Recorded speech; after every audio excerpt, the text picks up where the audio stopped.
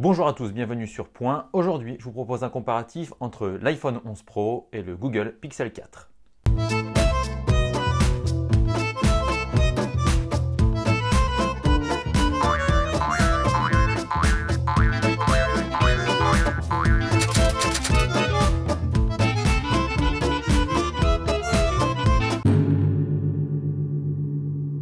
Alors pourquoi le choix de ces deux smartphones? Eh bien tout simplement parce qu'on a ici théoriquement les deux meilleurs smartphones de chaque univers, donc l'iPhone 11 Pro pour l'univers iOS et le Google Pixel 4 pour l'univers Android, puisque c'est Google qui se charge de développer Android. Alors pour faire ce comparatif, je me suis appuyé sur plusieurs points. En tout, il y en a 7. Parmi ces 7 points, il y en a 6 qui sont communs à tous les smartphones et il y a un petit point précis sur Face ID face à Motion Sense, mais j'y reviendrai un petit peu plus tard. Comment j'ai choisi ces critères? Eh bien tout simplement par rapport à ceux que les consommateurs regardent en premier lorsqu'ils achètent un smartphone. On a donc le design et l'écran, les performances, l'autonomie, l'appareil photo et puis évidemment le prix. Ça fait maintenant à peu près 4 mois que j'utilise les deux smartphones conjointement et sans plus tarder, je vais commencer par le design et l'écran. Alors sur le format des deux smartphones, on est sur deux modèles relativement compacts. Je n'ai pas choisi le modèle XL pour le Pixel 4 et je n'ai pas choisi le modèle Max pour l'iPhone. J'ai donc l'iPhone 11 Pro et le Google Pixel 4. Alors du côté du design, on a deux smartphones qui sont constitués de verre. Du côté de Google, eh bien, on a supprimé le design biton au dos. On a une coque en verre donc, avec une seule couleur. Ici, nous en France, on a un modèle noir puisque les autres coloris ne sont pas disponibles. Et on observera tout de suite sur ce Pixel 4 qu'il y a un gros bloc photo qui réunit deux capteurs. Pourquoi ce si gros bloc? On ne sait pas vraiment. Mais c'était un petit peu la tendance du marché suite à la sortie de l'iPhone 11 Pro qui lui aussi a ce gros bloc mais qui réunit trois capteurs. Alors les deux smartphones ont une excellente prise en main puisqu'ils sont relativement compacts.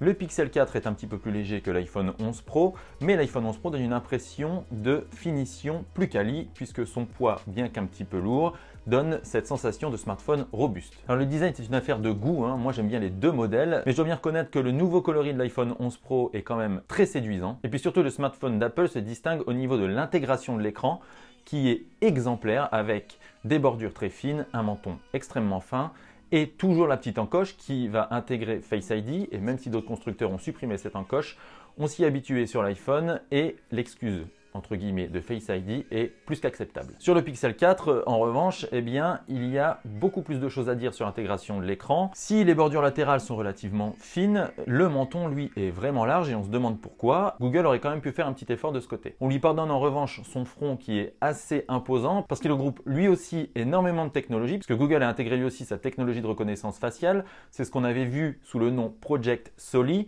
qui est en fait un système de reconnaissance faciale et de mouvement et que Google lance donc avec son Pixel 4 sous le nom Motion Sense. Le Pixel 4 intègre un écran de 5,7 pouces AMOLED et l'iPhone 11 Pro intègre un écran de 5,8 pouces, donc légèrement plus grand, avec la technologie Super Retina Display qui est la technologie la plus poussée des iPhones selon Apple. Donc les deux écrans sont OLED et les deux écrans sont tout simplement excellents, ils sont magnifiques. Je ne vais pas rentrer dans les détails, mais on en prend plein la vue sur les deux modèles, les contrastes sont très bons, la luminosité est excellente et les angles de vue sont très bien gérés. Donc sur un smartphone comme sur l'autre, l'écran est très réussi. Donc dans l'ensemble, si je résume, l'iPhone 11 Pro a une meilleure intégration de l'écran et globalement un design qui est quand même beaucoup plus élégant que le Pixel 4. Néanmoins, le Pixel 4 est un petit peu plus léger et il est aussi très agréable à utiliser.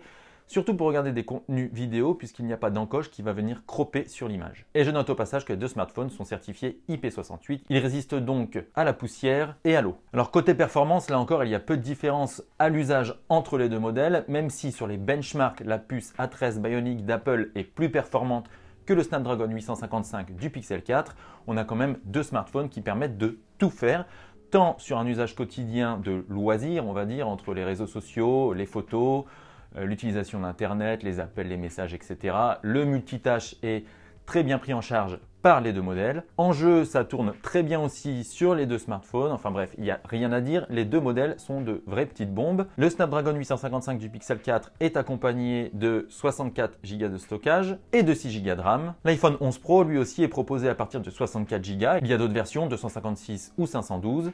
et il est accompagné de 4 Go de RAM. Donc sur le terrain des performances, on est sur deux smartphones qui sont à peu près à égalité. On ne peut pas en dire autant de l'autonomie. À ce petit jeu, Apple n'était pas vraiment un bon élève par le passé. Les iPhones ont toujours eu la réputation d'être des smartphones qui avaient une autonomie assez moyenne, pour ne pas dire déplorable sur certains modèles. Mais cette année, Apple a vraiment fait un énorme travail sur l'optimisation et sur l'autonomie. Et l'iPhone 11 Pro se classe sans doute parmi l'un des meilleurs smartphones du marché sur ce terrain. Avec sa batterie de 3046 mAh, il peut facilement être utilisé pendant une journée et demie à 2 jours et pour une utilisation intensive. Alors que le Pixel 4, eh bien, lui est vraiment très faiblard du côté de l'autonomie. Le Pixel 3 et le Pixel 3 XL n'étaient déjà pas terribles. Mais alors cette année, c'est encore pire. Le Google Pixel 4 va tenir une journée grand max pour une utilisation modérée. Moi, par exemple, j'ai une utilisation assez poussée de mes smartphones et il m'est régulièrement arrivé de recharger le Pixel 4 aux alentours de 17 h pour une journée commencée à 7 h. Donc là, pour le coup, c'est pas terrible. Les deux modèles sont compatibles avec la charge rapide 18 watts et ils prennent en charge aussi la recharge sans fil. En revanche, il n'y a pas de recharge inversée comme on peut le trouver sur certains modèles de chez Samsung ou de chez Huawei par exemple. Alors j'en parlais plus tôt, la grosse différence entre l'iPhone 11 Pro et le Google Pixel 4, eh bien, c'est le logiciel. Et c'est souvent ce qui fait pencher la balance chez les utilisateurs d'iPhone. On a beaucoup de mal à partir d'iOS, qui est très bien optimisé et sur lequel on a beaucoup d'habitude. Alors pour utiliser les deux logiciels depuis des années, il y a des avantages sur les deux. Et je dirais même que d'année en année, les deux logiciels ont tendance à se rejoindre.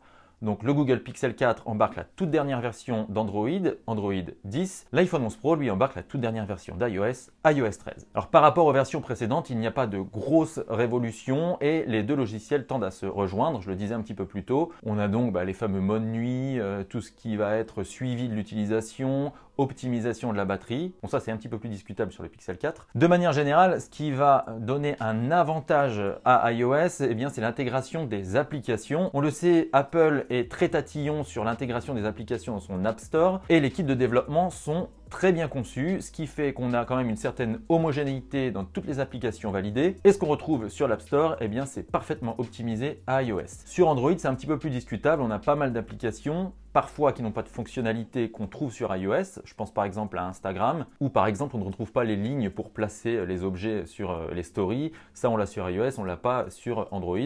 Bon, c'est des petits détails, mais au quotidien, ces petits détails ajoutés sur plusieurs applications, eh bien, ça nous fait voir la différence. Et puis Apple a cette force aussi d'intégrer beaucoup de services au sein de ses smartphones. Et j'ai une mention spéciale pour l'intégration de Face ID dans les différents services et notamment pour tout ce qui va être validation des mots de passe. Ça, c'est un vrai confort au quotidien. C'est-à-dire qu'on lance un service, on a déjà rentré ses mots de passe, on a joint Face ID à ses mots de passe et une fois que c'est rentré, eh bien, il suffit d'allumer ou d'accéder à une application et juste avec Face ID, on se connecte, pas besoin de rentrer à nouveau les mots de passe. Il y a une application maison aussi qui est vraiment formidable au quotidien, c'est Wallet. On l'a toujours pas sur Android et là encore, eh bien, on peut ajouter des petites cartes dans Wallet et ces petites cartes vont donner accès à des billets de train, des billets d'avion, des réservations d'hôtel et en un petit clic, eh bien, on va accéder à ces réservations, les présenter soit en NFC, soit via un QR code.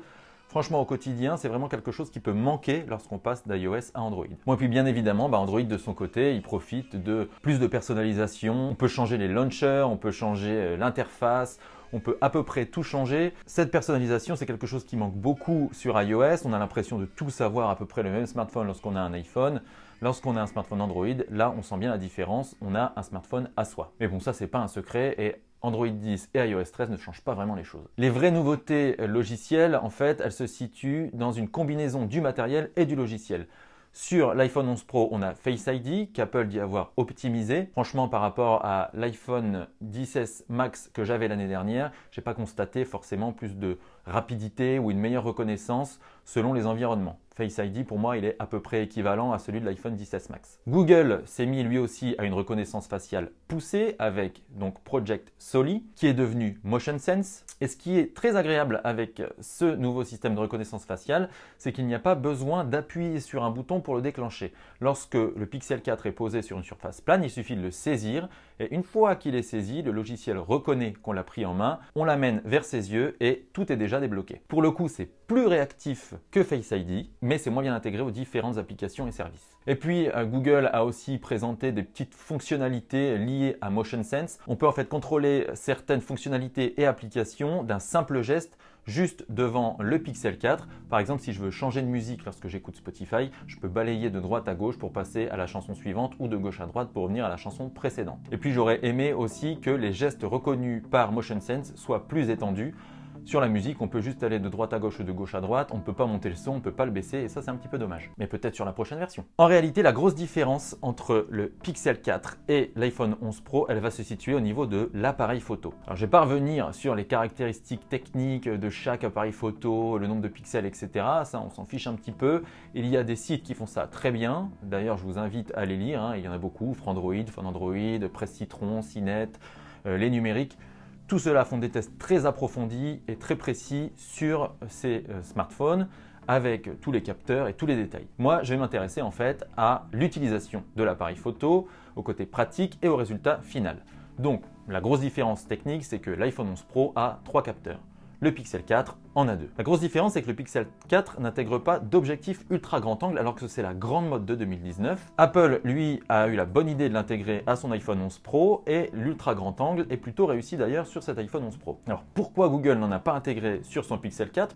Aucune idée, il le proposait sur le Google Pixel 3 XL, là il ne le propose pas. C'est dommage parce que ça donne un léger avantage sur la créativité pour l'iPhone 11 Pro. L'iPhone 11 Pro est d'ailleurs aussi meilleur au niveau de l'interface photo. Apple, on le sait, a une expertise logicielle, il sait très bien optimiser toutes ses applications maison. L'appli photo a été optimisée pour basculer du grand angle au zoom à l'ultra grand angle et que ça se voit sur l'écran et que ce soit fluide et ce soit agréable à utiliser et intuitif. Le Pixel 4 n'est pas aussi intuitif à utiliser, mais il reste quand même très facile, hein, il ne faut pas non plus pousser, c'est un appareil photo de smartphone donc c'est relativement ergonomique. En revanche, le Pixel 4 surclasse l'iPhone 11 Pro sur la qualité photo générale. Alors de jour, la différence n'est pas forcément flagrante, même si le travail logiciel, le traitement logiciel du Pixel 4 est exemplaire. Sur les portraits, là encore, Google prend de l'avance. Et là où le Pixel 4 surclasse vraiment l'iPhone 11 Pro, c'est sur les photos en basse lumière ou de nuit. Là, il n'y a pas photo, hein. Le Pixel 4, il a des résultats excellents avec un très bon piqué, une bonne conservation des couleurs, très peu de bruit. Franchement, pour un smartphone, c'est vraiment étonnant. L'iPhone 11 Pro, lui, montre ses limites encore de nuit, même si on constate une énorme amélioration par rapport à l'iPhone XS Max. Apple avait pris pas mal de retard sur la concurrence, notamment face à Huawei, Samsung ou Google. Là, Apple revient dans le game, comme on dit un petit peu dans le jargon, mais le Pixel 4 reste un cran devant. De toute façon, ce n'est pas pour rien que tous les médias spécialisés l'ont qualifié de roi de la photo, encore une fois, en 2019. Il succède donc avec brio à son prédécesseur, le Google Pixel 3. Voilà, ce qui va faire la différence entre les deux modèles, eh bien, c'est le prix. On le sait, Apple, c'est une marque qui se positionne comme une marque premium. Donc l'iPhone 11 Pro coûte plus de 1000 € et son prix va très peu baisser. Alors, ça peut être un avantage comme un inconvénient. Si vous achetez un iPhone 11 Pro cette année, eh bien, lors de la sortie du nouvel iPhone, et si vous voulez changer, la reprise de l'iPhone 11 Pro sera bien meilleure que la reprise d'un Pixel 4. En revanche, le Pixel 4, à l'heure où je vous parle, a déjà vu son prix bien baisser. En revanche, l'iPhone 11 Pro, lui, il est toujours au-dessus des 1000 € et ça va être très compliqué de le trouver moins cher. Donc, je ne critiquerai pas les prix pratiqués par chaque entreprise. Chaque client va y trouver son compte. Il y a des gens qui ont les moyens de s'acheter un iPhone et tant mieux pour eux. Il y en a d'autres qui sont même prêts à faire le sacrifice pour s'acheter un iPhone et il y en a d'autres qui vont renouveler leur ancien iPhone, qui vont récupérer une belle enveloppe et qui vont juste avoir à rajouter un petit peu au bout. Moi, par exemple, l'année dernière, j'ai acheté l'iPhone XS Max qui m'a coûté cher pour ce premier modèle. Et puis, cette année, j'ai acheté l'iPhone 11 Pro et j'ai dû rajouter 300 € pour me faire plaisir. Donc, voilà. Tout est question de calcul et chaque cas est différent. Donc que vous choisissiez l'un ou l'autre, tout dépendra de votre budget, tout dépendra de vos attentes et de vos besoins. Alors si je résume d'ailleurs par rapport aux besoins, eh bien, si vous cherchez un smartphone élégant avec une bonne autonomie, très complet et performant, avec un bon appareil photo et que votre budget est relativement confortable, je ne saurais vous conseiller que l'iPhone 11 Pro qui est quand même un produit très complet et très intéressant. bien entendu si iOS vous séduit, parce qu'il y a toujours la question du logiciel qui va de toute façon faire la différence. Si vous cherchez le meilleur appareil photo du marché, que l'autonomie finalement c'est pas trop un problème pour vous et que vous cherchez un smartphone qui reste élégant malgré quelques petits défauts, le Pixel 4 devrait vous séduire. Et puis son atout aussi, c'est qu'il est moins cher. Donc n'hésitez pas à me dire dans les commentaires d'ailleurs si vous préférez Android ou iOS. Attention, hein, pas de bagarre, pas d'insultes et pas tout ça parce que c'est pas vraiment cool. On peut parler des deux sans trop de soucis. Restons zen, on parle de smartphone. Et puis n'hésitez pas aussi à dire ce que vous préférez entre le Pixel 4 et l'iPhone 11 Pro. N'hésitez pas à dire quel smartphone vous utilisez et pourquoi. Tous les avis sont bons, on est ici pour échanger, pour parler tech. Ici, on est passionné et donc entre passionnés, on devrait se retrouver. Voilà, ce petit comparatif entre l'iPhone 11 Pro et le Pixel 4 est terminé. Merci à tous d'avoir regardé cette première vidéo sur Point. Je vous invite bien évidemment à mettre un pouce bleu si cette vidéo vous a plu, à vous abonner à la chaîne et à activer la petite cloche pour recevoir les notifications dès qu'une nouvelle vidéo est disponible. Merci à tous pour votre fidélité. C'était Romain pour Point. C'est tout.